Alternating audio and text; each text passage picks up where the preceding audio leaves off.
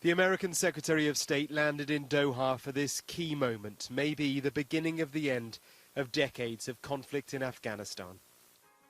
The Qatari capital is the setting for the talks, a process of reconciliation between Afghanistan's warring factions, the Taliban and representatives of the Afghan government together.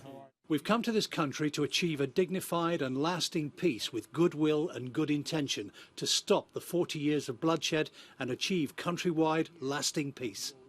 The mullahs, whose number had harboured al-Qaeda and Osama bin Laden nearly 20 years ago, in the same room now as America's Secretary of State and the Afghan government, who they have fought for so long. The Taliban's representative pledged peace to the weary and sceptical Afghan people.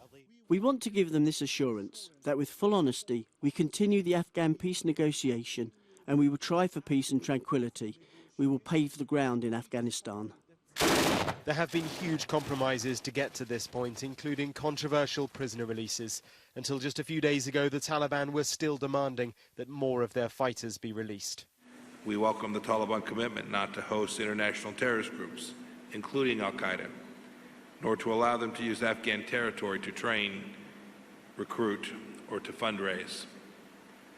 We welcome the same commitments by the government of Islamic Republic Afghanistan that they should never permit their nation to serve as a base for international terrorists to threaten other countries. The Americans have already signed a separate agreement with the Taliban setting out a timetable for US forces to withdraw. The many nations who fought the Taliban will now resist or accept an uncomfortable feeling of futility. For Britain, it was a war in which the government infamously hoped that not a shot would be fired. Instead, towns like Sangin, Musa Qala, Kajaki became synonymous with hard battles and many lives lost. 15 years on, these places are all now back in Taliban control. Now they are pledging peace, but in a country that's been a battleground for centuries, not decades. It'll be hard to find. Mark Stone, Sky News.